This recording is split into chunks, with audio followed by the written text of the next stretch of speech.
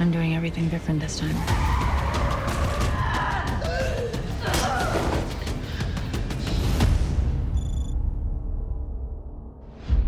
So the mark is in Paris. New York.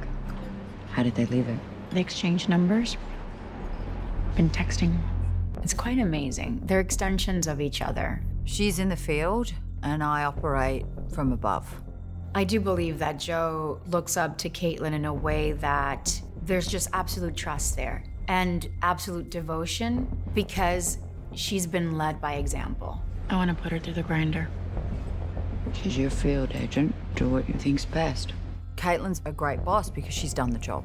So she knows the pressure. I have to be sure. If something goes wrong, your mistake is going to cost everyone a lot. I think that Joe has a great level of understanding of the amount of pressure that Caitlin lives with because she is on the ground running her programs, but she's also handling politics. And she has to know what is worth the sacrifice and who is worth the sacrifice to save many, many, many lives. How are you? Good. She knows the type of stoicism you need, and she knows the personality that will succeed, which is what she thinks Joe has. But everybody changes, and I think she's worried about what's changing. How's Neal? He's good. How's Neal? I care for her too. But Caitlin's ability to show she cares has to be a care which her country comes first. Caitlin is the person that is truly, truly of service for her country. So that keeps Joe sharp, keeps Joe honest, but also keeps Joe loyal to Caitlin and the Lioness program. This is Dr. Ramirez. She's a radiologist. What is it? It's a brain tumor. That was a scene that really stood out for me as a major challenge as an actor because you really want to do justice. Parents have to deal with this on a daily basis, and doctors have to deal with this on a daily basis, being in a position to deliver bad news. Can she survive it? No. I'm not quite sure how you do it, to be honest, and how you deal with it. Motherfucker! Don't try anything! I was able to talk with a surgical oncologist, and he knows doctors that have been punched in the face having to deliver that news. You're basically about to watch them in the worst moment of their life. It takes a very special person to be able to do that. You know, God bless you. There's tons of respect. Here's all you did today. You got suspended from school, and you forfeited a win for your team. That's it. Having to go through what he just went through, and then yet you see him in the very next scene having to be a father and deal with an issue with his teenage daughter being in a fight. And I think he's unraveling a little bit.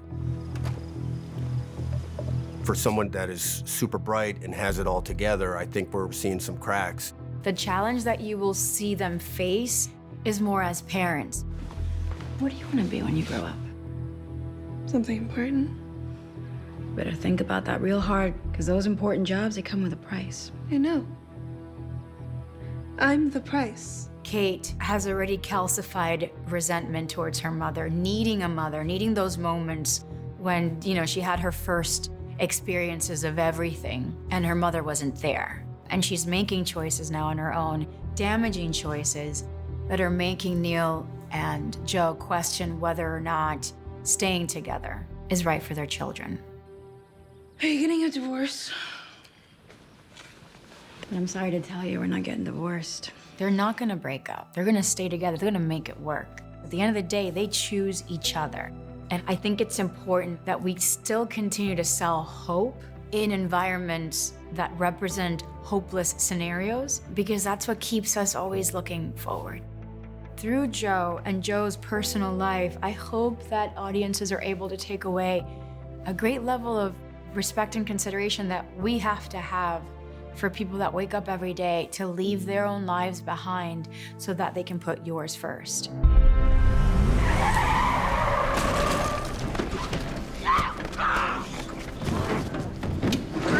I think she feels like she's fucked. They've put a bag over her head. She probably feels like she's been discovered, and she probably feels that the entire time they're torturing her. That's why it's such a gut punch when you find out that it's Joe, because she's been through SEER. She's done all of that, and she feels incredibly frustrated that Joe feels like she still needs to prove herself. I won't break. Everyone breaks. Not me. Everyone. She needs to make sure that this kid is not gonna break. You can't just take someone's word. I'm not gonna break. Oh, okay, where she says she's not gonna break. No, break her. Try to break her. And if she doesn't break, then what she said was true. Isabel said she had no tattoos. And she had one, and it cost her life. And here comes Cruz. I'm not gonna break. You're gonna break. Everyone breaks. Time for round 2.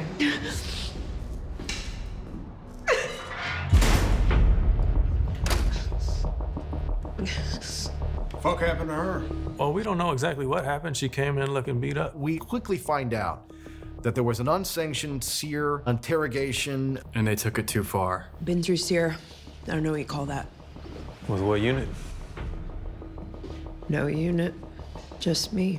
Punk motherfuckers. Come on. Fuck! And I think that's the first time that we give her the notion that she's part of our family. Something happens to you, it happens to all of us. So we head over to the Charlie Mike's bar, one of our hangouts, and we bring some aggression and some violence to the fellas that touched our girl. Hey, motherfucker! I think that's one of the coolest part of our QA team is that if you mess with one of us, we're gonna come after you. They're willing to get their lip busted up for each other. They're willing to take a bottle over the head to maintain that solidarity and cohesion amongst the group.